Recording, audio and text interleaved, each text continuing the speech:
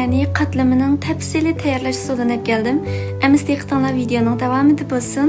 Men bugun jiqra qatlam tayyorlamoqchi, shunga 1 kilo un ishlatdim. Unga 5 gram tuz selib yaxshi aralashtirib etgandan keyin unni ikkiga bo'lib olamiz.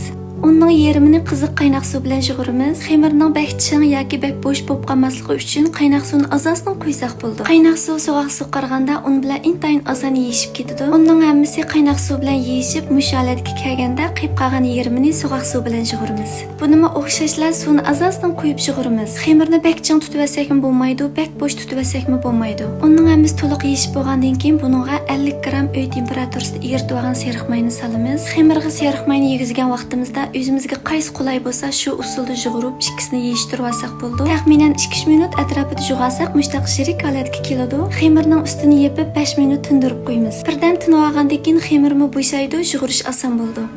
Endi xamirni ambalning ustiga elib, xamirga yaxshi ishlaymiz.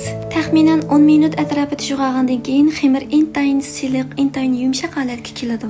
Arqadan xamirni ikkiga bo'lib olgandan keyin buning har bir parchasini uzunroq qilib olamiz. Endi buni o'zimizning yaxshi ko'rishimiz bo'yicha cho'ngroq yoki kichikroq qilib parchalab olsak bo'ldi. Agar qatlamining cho'ngroq ham qiyinroq bo'lishini xohlasanglar 8 ga yoki 10 ga bo'lib olsanglar bo'ldi. Men qatlamini kichikroq ham nipizroq qilmoqchi. Shunga har bir parcha xamirni 2 ga bo'ldim. Jami 24 ta qatlam oldi. Endi buning har bir parchasini mush videoda ko'rsatilgandek usulda shaklga kirgizib olamiz. Lisni va xamirning ustini yaxshi maylab, boshamo bilan o'rab 1 soat tindirib olamiz. 100 gram seriq mayni eritib olgandan keyin ustiga un selib yaxshi aralashtirib, yuv suv tayyor qilib olamiz. Agar yaxshi ko'rsanglar, yana ozroq ko'k piyozni ushoq to'g'rab olsanglar bo'ldi. 1 soatdan keyin ma xamir shunda yaxshi yenibdi. Shunga bu xamirni ichish qat'iy tasga to'xtamaydi. Ko'zi bilan yengil oz saqlamishda nippiz ichiladi. Xamirni ichib bo'lgandan keyin ustiga bay tayyor qilib olgan yuv suvdan bir qavat surib olamiz. Buning ustiga ko'k piyozni chechib yuyib olamiz. Yana bir tarafini ko'zi bilan nippiz ham kengroq qilib ichib olamiz. Nippiz qilib ichib olgan taraf qatlamning ostida bo'ladi.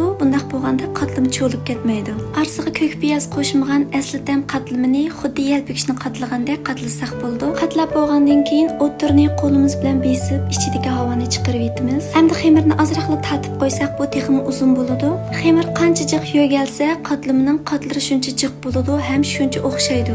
Qatlamaga ishlatadigan seriq mayga kala sutidan ishlangan yaxshiroq seriq may ishlatishni tavsiya qilaman. Agar seriq mayning yaxshisini topolmay qolsanglar, quyruq may yoki suv may ishlatsanlarmi bo'ladi. Suv may bilan qatlama yasash usulini men burun chiqargan videolarimni ostiga sersanglar topolaysizlar. Qatlamlarning hammini yo'gab bo'lgandan keyin eng boshda qilgandan boshlab etishga boshlaymiz. Qatlamini ochgan chaqda ostiga, ustiga va ikki tarafga yengil ochsaqlar yumshoq ichiladi. Ustiga bir qavat may qog'oz qo'yib, qatlamni may qog'ozga yopishtirib olamiz. Ondan qog'oz bilan ko'tirib o'rib olsak bo'ldi. Qatlamlarning hammini ichib bo'lgandan keyin usti-ustilab tizimiz. Har bir tal qatlamining ostida bir talda may qog'oz bo'lg'achqa qatlamlar bir-biriga chaplashib qolmaydi. Tayyor qilib olgan qatlamlarni ig'zim itildigan boshandayning ichiga qachilab, to'nglatquda to'ngtib saqlasak bo'ldi.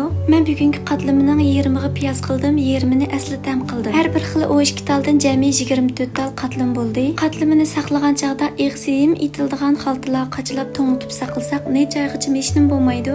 Pishiradigan vaqtimizda to'nglatqudan chiqarib, eritmayli pishirsak bo'laverdi. Shonglashqa vaqtimiz chiqqan chaqda bir aqlacha qiyos olsak, atiyalik nashtalarda yoki aldirash bo'lib qolgan vaqtlarimizda to'nglatqudan chiqarib pishirsak bo'ldi. Qatlamini pishiradigan mayning miqdorini yaxshi kontrol qilay deb ham purkiydigan ham quydigan iqtidori bo'lgan mavi may qutisiga mayni qo'yib oldim. Qatlamini pishirgan chaqda qozonga ozroq may purkib etgandan keyin qatlamini silib, oldi-keyinini o'rib pishirsak bo'ldi. O'ginib olgan bo'lsanglar, bu videoni saqlab olgandan keyin vaqtinglar chiqqan chaqda sizlar uyda qilib qinglar. Xotirjamlik, sog'lomlik va xushal-xo'ramlik hammamizga yor bo'lsin. Kelar qitim ko'rishgach omon bo'linglar. Xayr xo'sh.